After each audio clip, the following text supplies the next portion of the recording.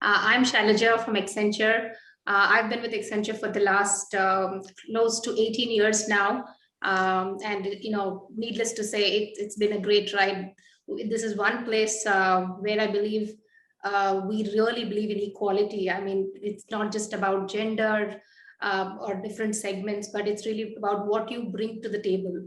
I have a couple of roles actually, but two main roles. I manage our Microsoft business, and we also have a joint venture called as Avanade between Microsoft and us.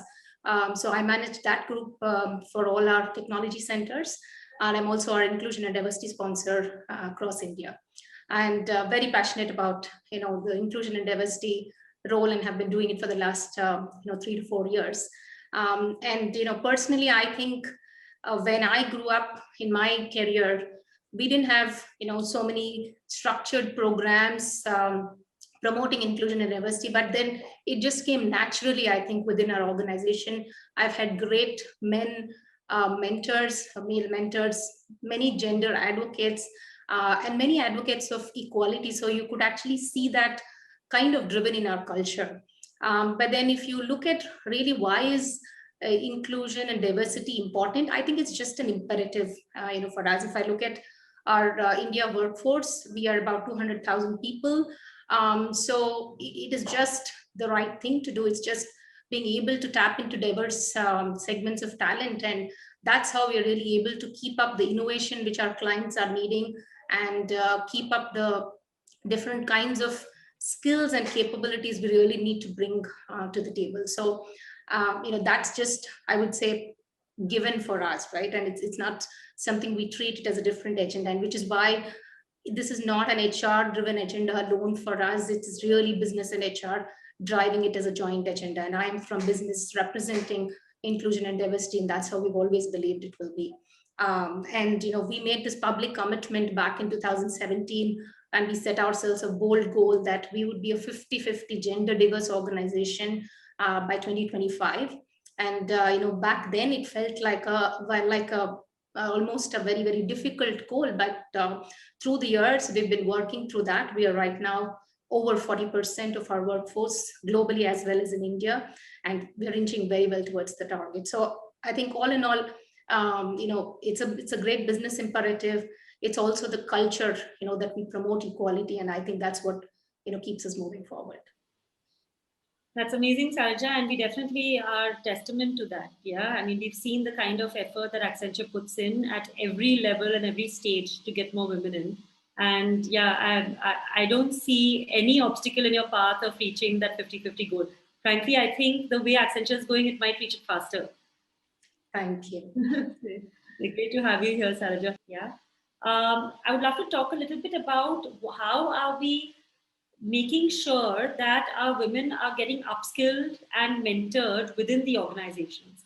And in the diversity survey, we saw that there are a lot of women-specific L&D programs that companies are running when it comes to making sure that it increases the retention of women and it helps women to upskill themselves.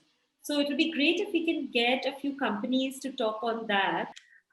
So our L&D programs, they're really designed to nurture talent amongst our women, and also really enable them to comfortably, speak up for themselves, and hence, be able to grow and thrive, in the company. And the other aspect is that, it's not a one size fits all. So what we've done is design programs for different stages of career for a women, because they also go through different life stages, in parallel to these career stages, right? So we have programs for mid and senior kind of talent, also for more our exec career levels, and also for our leadership career levels. And at each step, it's really about a combination of elements around learning, self-discovery, coaching, mentorship, sponsorship, etc., and also networking, right? What we found is that women naturally don't tend to network as much as men. So there's a lot of encouragement and opportunities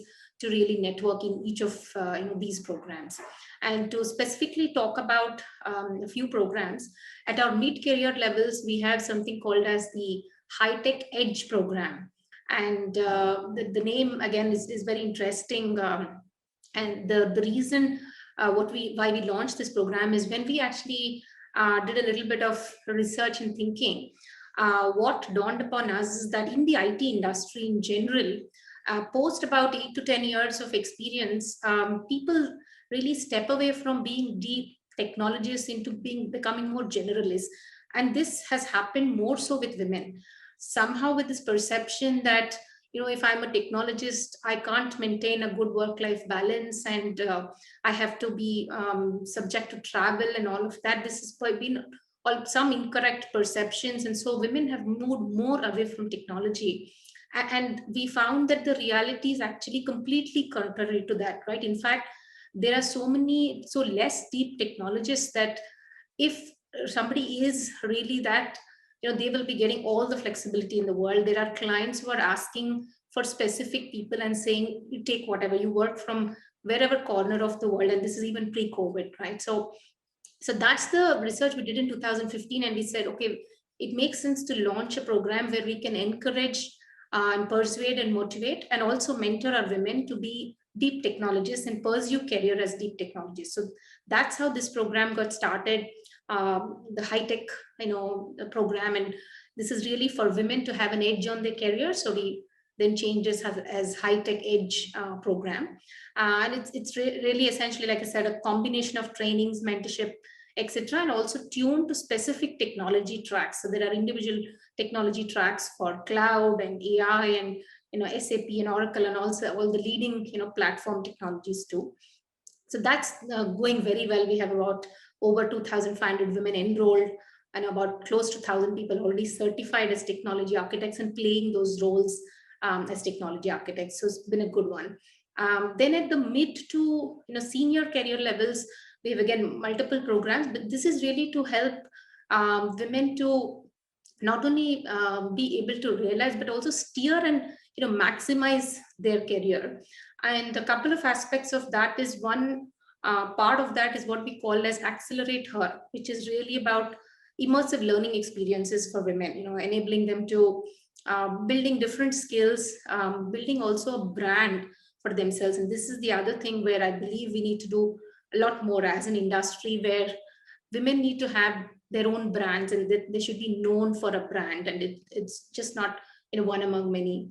The other aspect is intentionality of careers, and that's again where we focus a lot. And this is consciously where women have to stand up and say, I will be conscious about what roles I'm playing and just not take whatever comes my way. And that's again, I think Sheryl Sandberg points it in her book Lean In as well, and in many other places this has come out that many women have just flown with the they've just gone with the flow, so to say, and then not being so intentional. So that's very consciously what we are developing amongst our women. And the other thing is also on continuing to be very business savvy, and back to personalized coaching to really become business savvy. And the last program really is what we call as our Grow Women in Leadership, which is targeted at our exec women, and this is also grooming them to become future leaders in the industry. How do you face a board? How do you face a CEO kind of a forum and things like that? So, I mean, as I said, very structured programs, individualized for different career levels, and also mapping to different life stages which our women go through.